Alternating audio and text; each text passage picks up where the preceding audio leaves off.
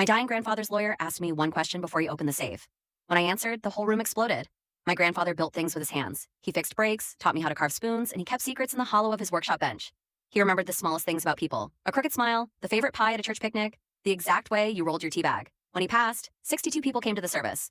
Only 5 of them had been near him in the last year. I was one of them. His nurse was another. A neighbor who'd borrowed a ladder was the third. Most of them came for the reading.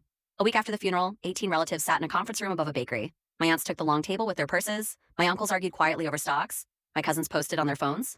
I sat on the window ledge. My name is Marco.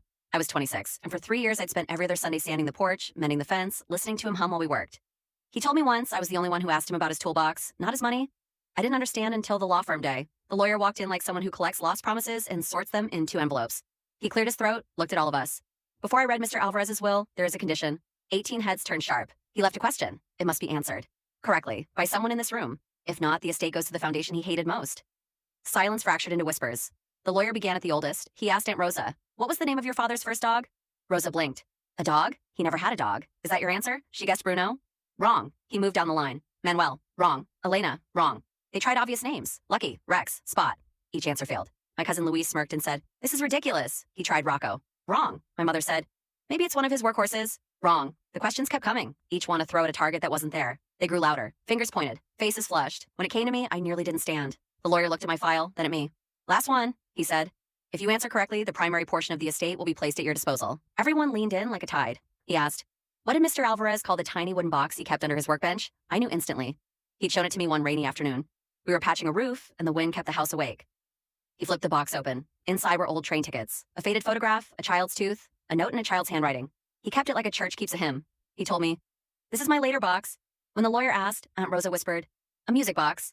Keepsake? Someone guessed trinket box. Wrong. They all guessed things that meant money or meaning to them. I answered, "The later box." The room stopped. Then my aunt's voice cracked. "The later box?" My cousin laughed, a sharp, brittle sound. "That's not a name." The lawyer tapped his pen, smiled thinly. "That is correct," he said.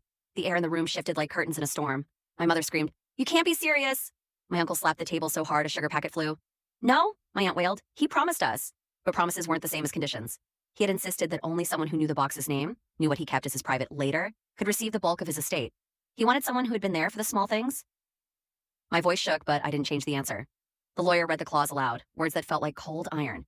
Because Marco knew the later box and what he kept in it, the house, the savings, the shop, and the rusted pickup were to be transferred to him.